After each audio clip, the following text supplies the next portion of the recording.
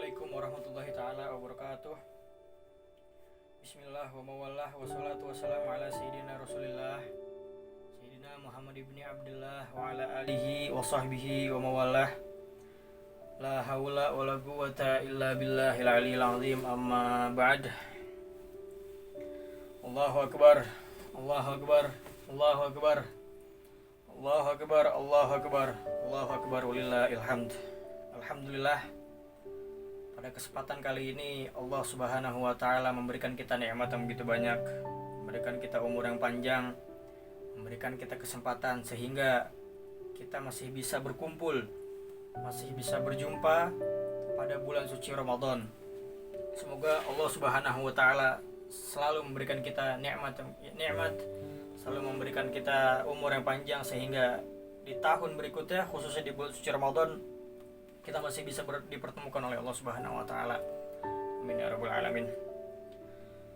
Suatu ketika Imam Malik bin Anas ini pernah bermimpi berjumpa dengan Rasulullah.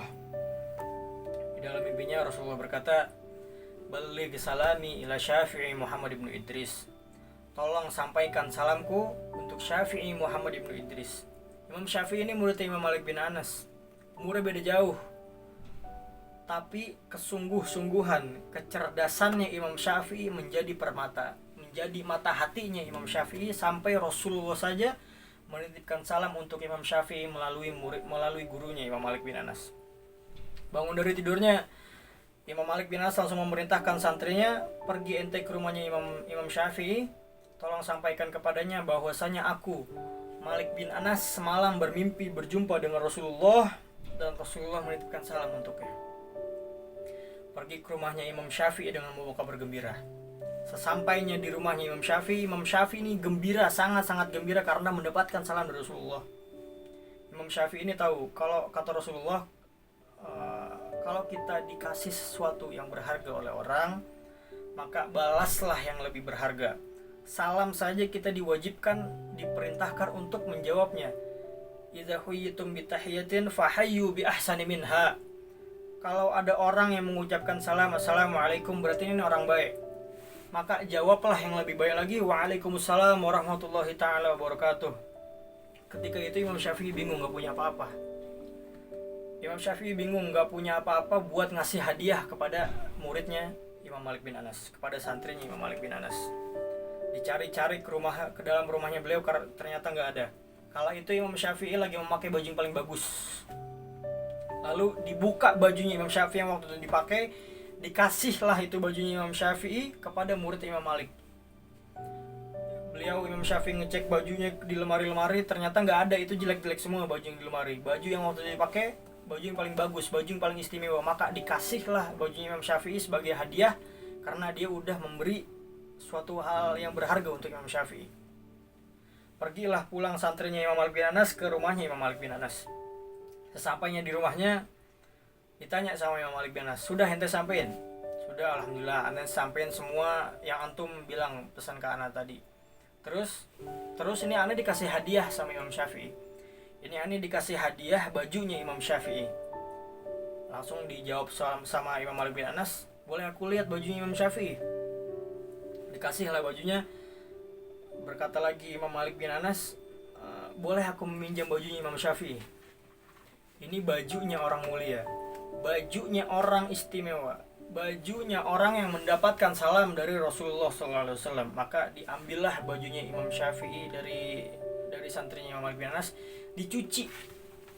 Bajunya Imam Syafi'i ini dicuci sama Imam Malik. Padahal Imam Malik ini gurunya Imam Syafi'i. Tapi kalau orang yang di hatinya ada mahabbah, orang yang di hatinya ada cinta kepada Rasulullah, menjadikan mereka satu sama lain saling mencintai. Dicuci bajunya Imam Syafi'i, lalu air cucian bekas mencuci bajunya Imam Syafi'i diminum oleh Imam Malik bin Anas. Tuh, kalau orang yang di hatinya ada mahabbah, ada cinta kepada Rasulullah, menjadikan mereka saling menghargai, saling mengagung-agungkan. Pernah suatu ketika Imam Syafi'i mengajar di majelis di Masjid Nabawi. Mendengar kabarnya itu, mendengar jadwal bahwasanya Imam Syafi'i lagi mengajar di Masjid Nabawi, Imam Malik nyusul. Masjid Nabawi. Mendengar keluasan ilmunya, bahagia nih Imam Malik bin Anas, terkejut mendengar semua penjelasan-penjelasan yang dipaparkan oleh Imam Syafi'i. Tapi sesampainya Imam Malik bin Anas di Masjid Nabawi, Imam Malik bin Anas nggak mau bercampur sama santri-santrinya, nggak mau bercampur di tengah-tengah murid-murid Imam Syafi'i. Ini pelajaran juga buat kita semua bahwasanya kalau kita berada di dalam suatu majelis, misalnya kita datang telat nih ke dalam majelis, lalu jangan tiba-tiba kita bilang ke guru kita, Assalamualaikum Ustaz, kif hal, alhamdulillah khair. Jangan tiba-tiba gitu, tunggu guru kita itu selesai dulu menjelaskan semua ilmu-ilmunya. Kadang guru kalau yang lagi ngajar ini menyampaikan suatu ilmu kepada murid-muridnya, itu futuhnya dibuka sama Allah. Pintu-pintu keilmuannya semuanya dibuka sama Allah. Segini Imam Malik bin Anas. Imam Malik bin Anas ini mencontohkan kita semua, mengajarkan kita semua suatu akhlak berada di dalam suatu majelis. Sesampainya di Masjid Nabawi, Imam Malik bin Anas ini ngumpet di belakang dinding, ngumpet di belakang tiang. Dulu sebelum Masjid Nabawi direnovasi, di situ ada pujian Imam Malik bin Anas untuk muridnya Imam Syafi'i. Di pujian tulis kalimatnya itu berbunyi, man arada ilmun nafis fa'alaihi bi Muhammad ibnu Idris. Barang siapa yang mau ilmu yang bermanfaat, barang siapa yang mau ilmu yang berharga, maka belajarlah ia kepada Imam Syafi'i. Setelah kelar majelis, Imam Syafi'i ini tahu kalau Imam Malik bin Anas ini mendengar semua penjelasan-penjelasan yang telah dipaparkan oleh Imam Syafi'i. Ditanya sama jamaah, mana nih imam, mana guru saya, mana Imam Malik bin Anas? Katanya tadi beliau ada di sini. Kata murid-murid Imam Syafi'i, oh Imam Malik bin Anas baru saja pergi meninggalkan, baru saja pergi pulang lagi ke rumahnya. Lalu Imam Syafi'i ini menemukan tulisan pujian untuk Imam Syafi'i, untuk muridnya. Lalu maka dibalaslah dengan Imam Syafi'i, wa kaifa yakunu dzalik wa ana tilmizu Malik.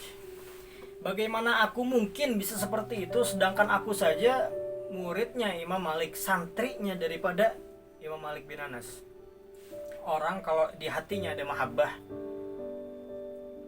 nih ada sirnya, ada rahasianya. Makanya kalau kita baca sejarah-sejarah, manakib ulama-ulama salafus saleh kita terdahulu, di situ ditulis satu sama lain saling berbagi ilmu. Di situ ditulis satu sama lain saling berbagi ilmu. Apa yang telah dicontohkan sama Imam Malik bin Anas terhadap muridnya Imam Syafi'i. Kalau orang yang hatinya bersih, orang yang di hatinya timbul rasa mahabbah, rasa cinta kepada Rasulullah, maka timbullah sifat sofwah al-iradah. Sofwah al-iradah, kemauan ini yang baik-baik. Makanya ulama-ulama kita yang dahulu nih kemauannya ini yang baik-baik. Contoh Syekh Abu Bakar bin Salim, 40 tahun sholat subuh dengan wudu isya. Ada lagi Habib Abu Bakar bin Abdullah Al-Attas, satu kali duduk itu beliau membaca 90.000 kali surat Yasin. Tuh ulama-ulama kita terdahulu. Nah, dari mana hati yang bersih ini? Hati yang bersih ini, hati yang suci ini dibersihkan oleh karena timbulnya rasa cinta kita, ada rasa mahabbah kita kepada Rasulullah SAW.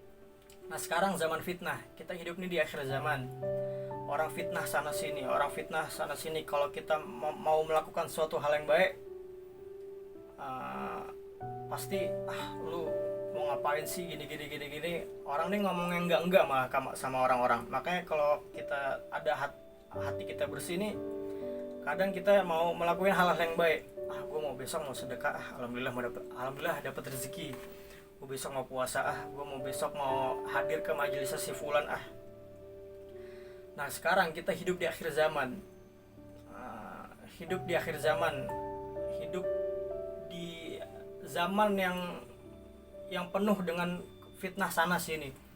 Sampai di zaman Imam Malik bin Anas ini berkata, jangan ada yang memberikan fatwa selagi Imam Malik bin Anas ini masih hidup. Soalnya ada kisah waktu itu ada perempuan yang meninggal, lalu dipanggillah si pemandi jenazahnya ini, perempuan juga, dimasukkan ke dalam suatu bilik untuk dimandikannya, dibuka semua pakaiannya oleh si pemandi jenazahnya ini, ketika melihat kemaluannya, maka si pemandi jenazahnya ini berkata, waduh, ini wanita nih udah berapa kali zina nih, udah berapa kali berhubungan sama laki-laki lain nih. Wah, ini perempuan kacau nih, perempuan gak bener nih. Pas lagi mandiin tuh si jenazahnya, tiba-tiba tangannya yang memandikan ini nempel di badan. Lagi mandiin nih, tiba-tiba lagi bersihin bagian kemaluannya, mohon maaf, tiba-tiba tangan si pemandi jenazah ini nempel, masuk ke dalam, nggak bisa keluar,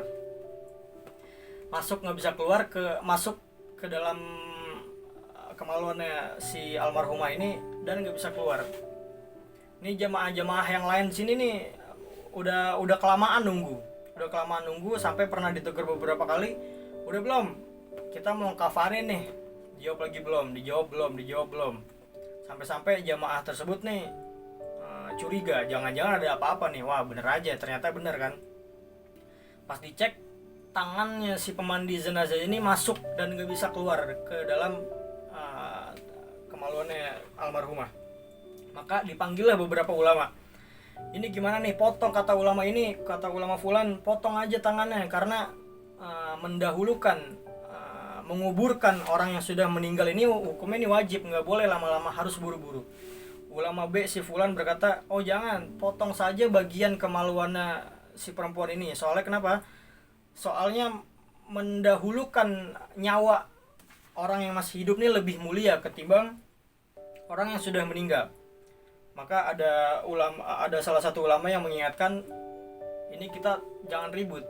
Di tengah-tengah kita ini masih ada Imam Malik bin Anas, masih ada mufti kita Imam Malik bin Anas. Maka dipanggillah Imam Malik bin Anas ke tempat tersebut. Maka Imam Malik bin Anas nih berkata di luar biliknya ini, ente ini kenapa? Kok bisa kayak begini? Aneh nih memfitnah almarhumah begini. Kata Imam Malik bin Anas, oh jangan, ente nggak bisa seperti itu. Ente nggak bisa memfitnah orang sebelum ente menghadirkan 4 orang saksi. Maka Imam Malik bin Anas langsung memanggil beberapa wanita untuk ghazf, untuk mencambuk, hukumannya 80 kali.